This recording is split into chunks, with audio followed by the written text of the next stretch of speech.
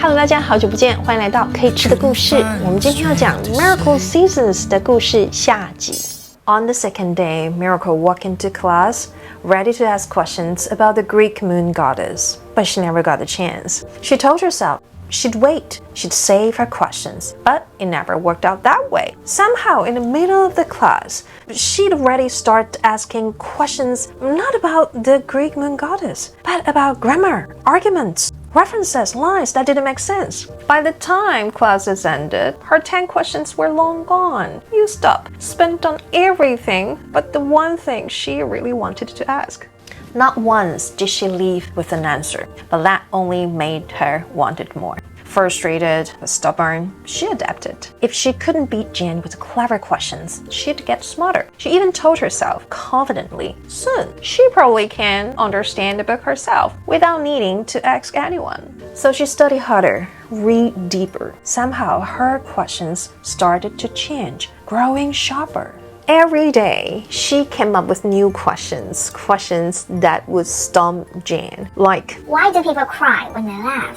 Why do we say goodbye when we actually want to see each other again? Why do the happiest moments end so fast, but painful ones last forever? Why do we banish nightmares, yet still hope their good dreams will come true? What amazed Miracle was how Jen always could catch the wildest questions and turn them into something deeper. Like the question, why do we say goodbye if we hope to see each other again? And Jen said, maybe because language remembers things we forget. Want to find out what goodbye used to mean before it became a habit? Okay, this back and forth questions made class fly by. But as soon as the bell rang, Miracle would turn restless, even angry. It feels like something inside her was building, loud, sharp, leading out, like someone was holding a hand over her mouth. She knew Jen was smart, smarter than anyone she had ever met. And somewhere along the way, that became the goal, to beat Jan. She started to hide in her dad's study. She'd crawl under the desk with a book, the one she started to understand. She didn't want Jan to know, not yet. She was waiting for the day she would ask a question Jan couldn't answer. Of course,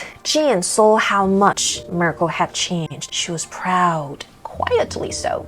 She didn't want Miracle to grow too proud of herself too soon, so she came up with a plan. She knew how badly Miracle wanted to read the story about the Greek moon goddess, and she was more than willing to read it with her by her bedside. But she didn't want that book, the one that had planted precious hunger for learning, to become just another bedtime story. So she told Miracle once autumn ended and winter began, she would give her a set of questions, one from each subject. If she could pass them all, then, after Christmas break, they would read the story, one chapter every night. Did Miracle win?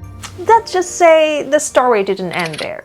Pages turned, leaves fell, bloomed, burned, and fell again. Winters came with quiet tests. Summers always left behind new questions. Seasons changed, lessons piled up. Little Miracle had turned 16. The book that started it all, about the Greek moon goddess, still lay by her pillow. After all these years, she still read a passage before bed, and every time she could hear Jan's voice, clear as ever, reading it to her for the very first time. She missed that. She wanted Jan to read to her again, but she never asked. She was older now. It didn't feel right to cling to Jan like that anymore. Not for something that felt so close to being a lullaby.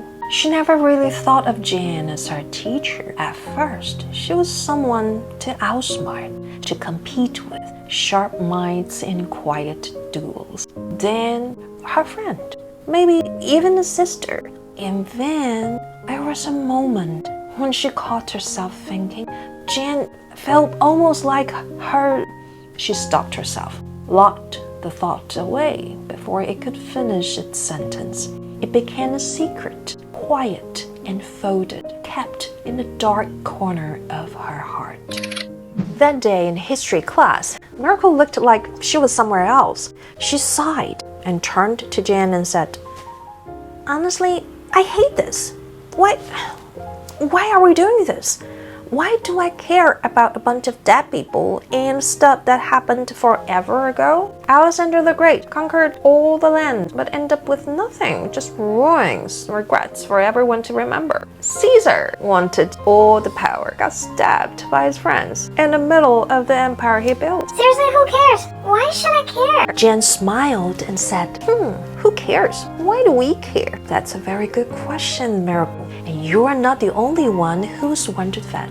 Yeah, why do we care about people who lived thousands of years ago? But here's the thing, we do not study history just to memorize names or dates. We study it to understand people, why they made certain choices, what they wanted, what they feared, what went wrong. You said Alexander the Great ended up feeling empty. Caesar got betrayed by his friends. That's not just old stories, that's us. That's loneliness, that's power, that's ambition, regret, and trust. Things we all deal with, just in different forms. History isn't about the dead, it's about the living, it's about you. Every time we look back, we get a chance to ask better questions about where we're going. So maybe the real question isn't who cares? Maybe the real question is what kind of person you want to become in the future. Okay, that moment shook Miracle. She had always known Jen had a way of surprising her, saying things that left her speechless. But this felt different. This time felt dangerous.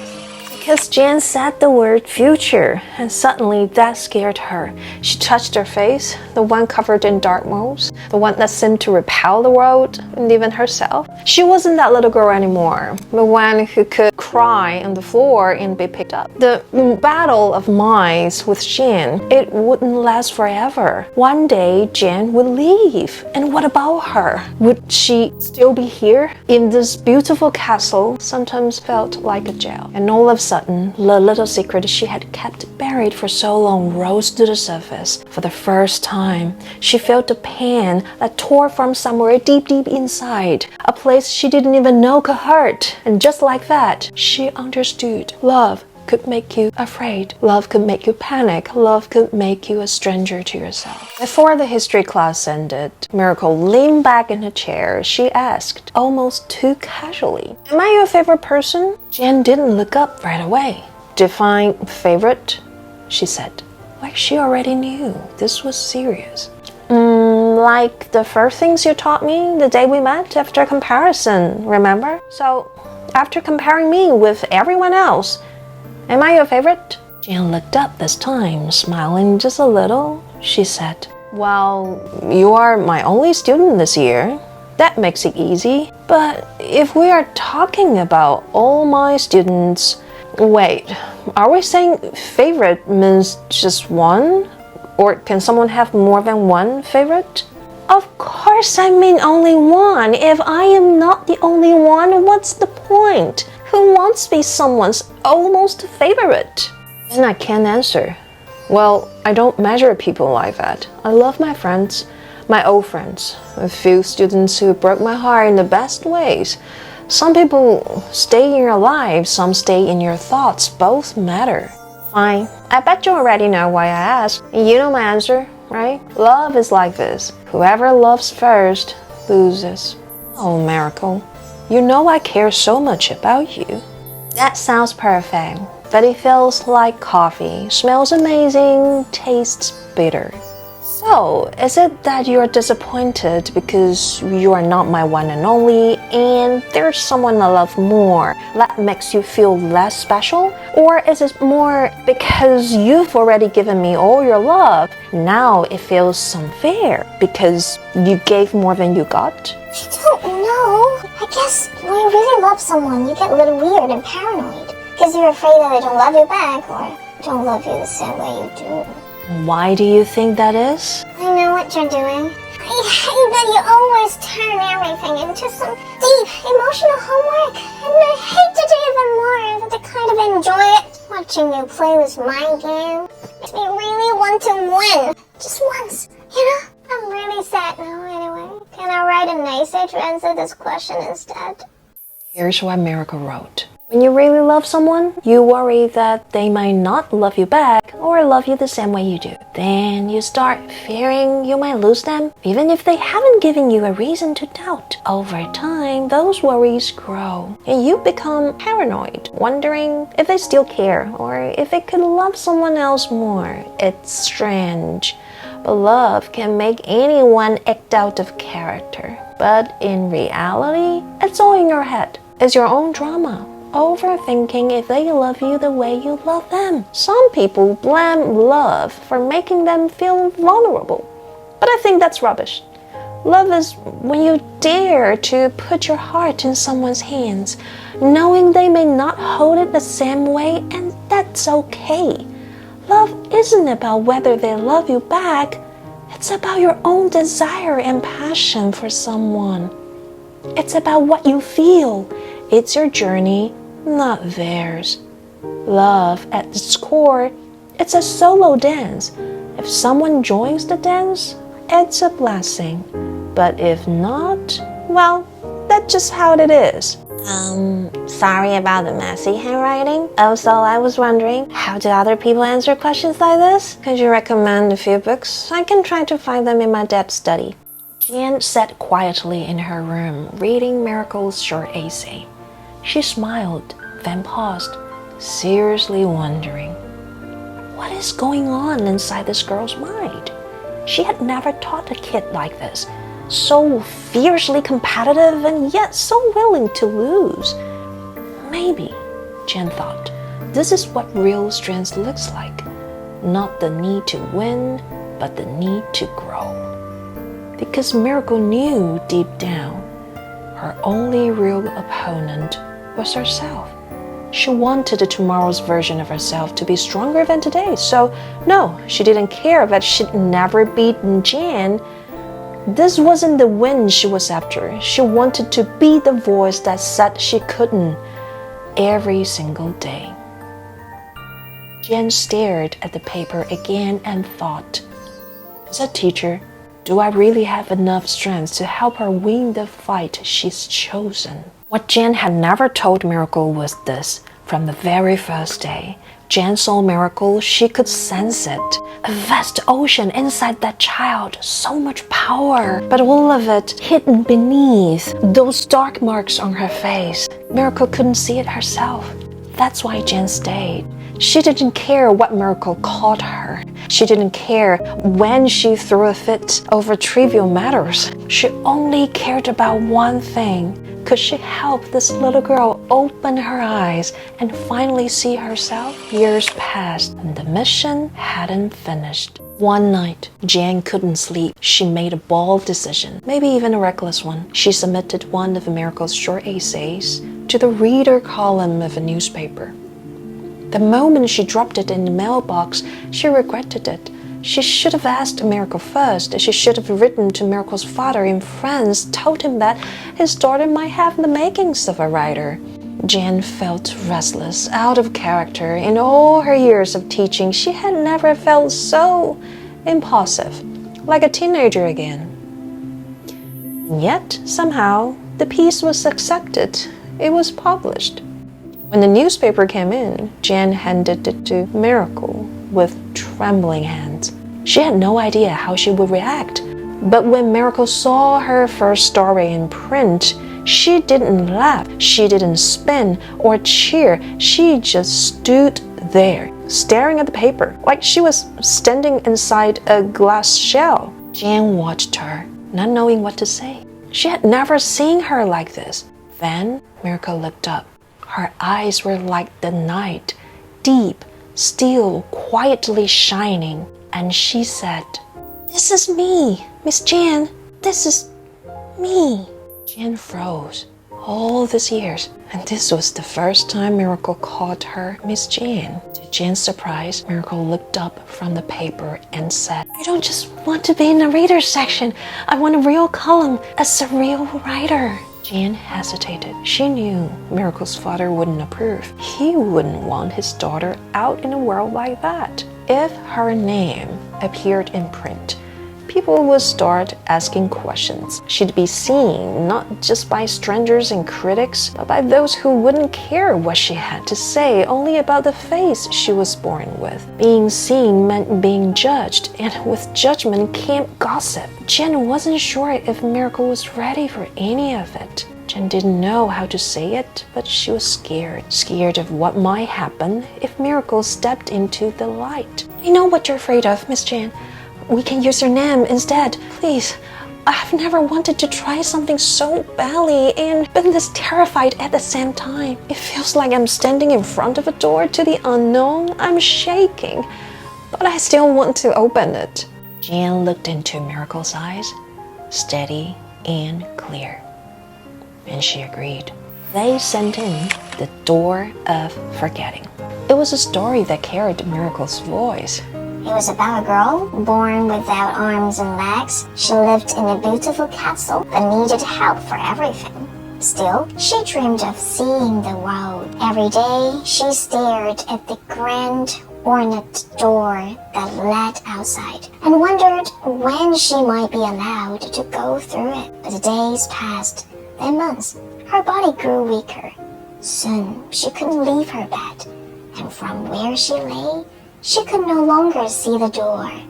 Time kept passing, and one day, she forgot the door was even there. She forgot how much she had once wanted to open it, to see what was on the other side.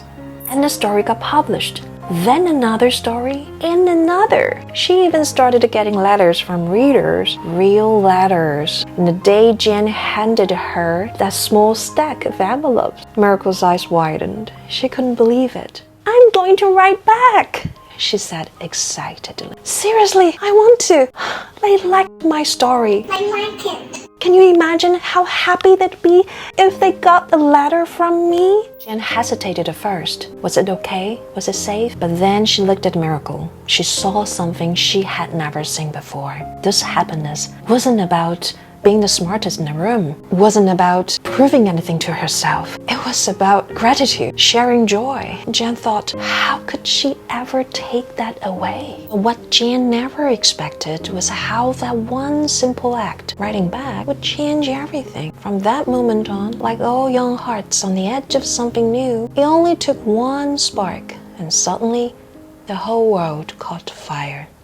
Among all the letters she received, one came from a boy whose words were sharp yet graceful, like fencing with a pen. Their correspondence felt like a quiet duel. For the first time since Jan, Miracle felt that old spark, that need to win. But this time, it wasn't just about winning. Something was different. She found herself waiting for his replies.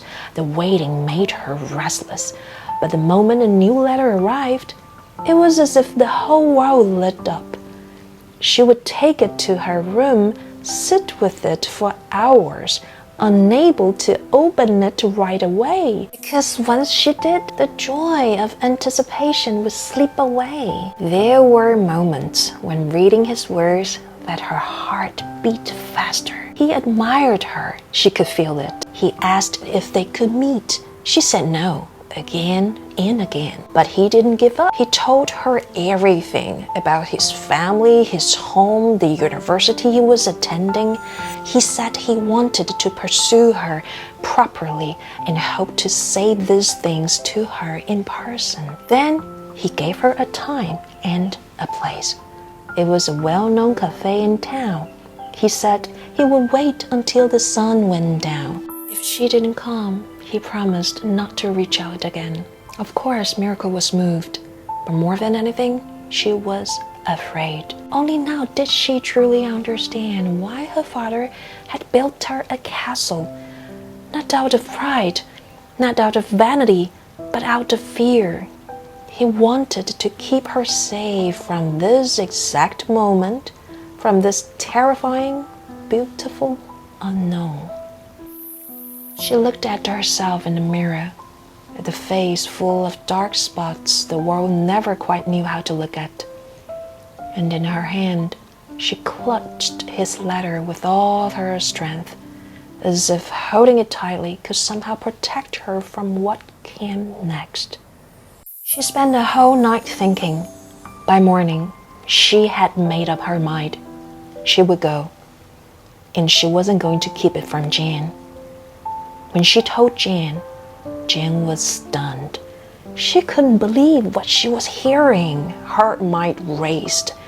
They ended up arguing all morning.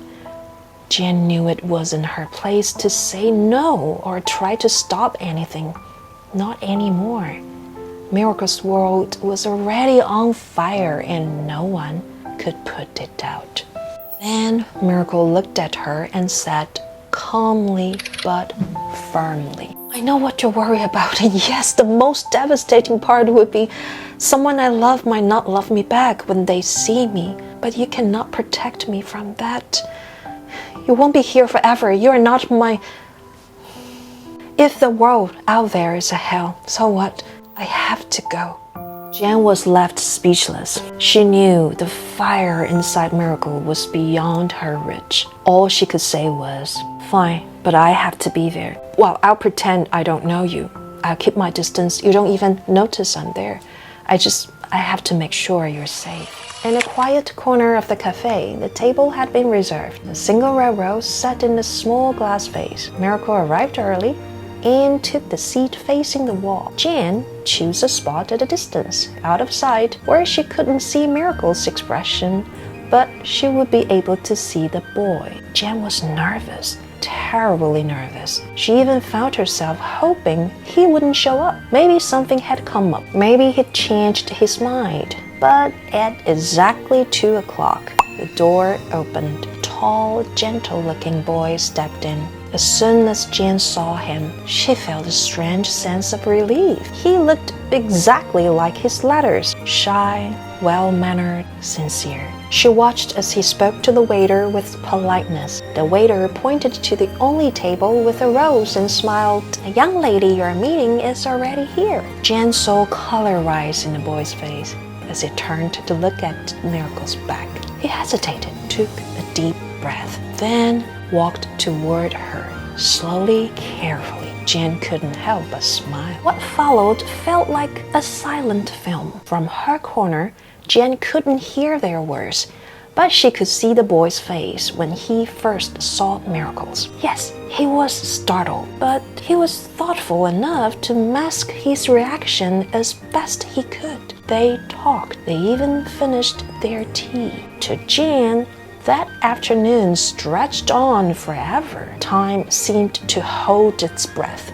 Then something changed. A long pause. The boy looked uncertain, like he wanted to say more, but he didn't. He stood up, said goodbye, and left. Miracle sat still, unmoving. Jan walked over, reached for her hand, and simply said, "Come on, let's go home." On the way home, neither of them said a word. Jan held Miracle's hand tightly and never let go. She knew Miracle was crying. She cursed herself. She cursed the world, even cursed that innocent young man. Her mind raced, panicking over what to say when they got home. How do you comfort a girl whose heart had just cracked open? Back in Miracle's room, Jan looked at her swollen eyes. None of the words she had rehearsed in her mind could measure up to the tears this girl had shed. So she said nothing. She wrapped her arms around her, held her so tight that Miracle finally said, "I can't breathe." They both laughed. For some reason, Jan pictured that night Miracle was born. In that very room, on that very bed. The baby took her first breath, her mom took her last. And here she was, the miracle growing into something extraordinary. Jan wanted to say, "You are my favorite." But she didn't, afraid Miracle might think she was just trying to make her feel better. Jan realized how deeply she hurt for this child. Then an idea struck her. She did what they always did. She narrowed her eyes, pretending to tease. "I told you," Miracle said. "You're so mean." And they both laughed. Jan was just about to say something more, but Miracle gently took her hand and said very seriously, "Miss Jan, sit down. I have something to tell you." Do you remember what I said this morning? I have to go. I didn't tell you the real reason. I didn't go because of him. Yes, I like him. Would I love to know, even with the tiniest hope, he still sees me the same way we wrote to each other? Of course. But that's not why I went today. I went because of you. I wanted you to know you taught me well. The world won't be kind to me. I'll get hurt a lot, but I am not afraid. I'm not ashamed of who I am. I am no miracle. You are my miracle. You were the one who saw me when I was little and lost. You saw what was under my skin, even when I couldn't. You did what even my father never could. You saw me and you taught me how to see myself. I saw it today when I looked into the boy's eyes. Did it hurt? Yeah, but I'm not afraid anymore. I need you to know this. Don't worry about me. I need you to tell me you believe I'll be okay. Miracle held Jan's hand tightly, waiting for those words. But Jan, eyes already brimming with tears, whispered something else. You are my favorite. I never said it before because I was afraid that you would be too proud of yourself and forget to be kind. But it's true, Miracle. You are my favorite. You will be fine, of course, because I taught you well. Miracle's heart was so full. There's no more room for that old secret anymore. The secret she once had to bury inside herself, what she used to dream of having, had already been with her all along. So this is what love looks like. Love in the little battles of wheat. Love in the quiet whispers of bedtime stories. Love in the silent turning of seasons never leaves. With the sunset in your eyes,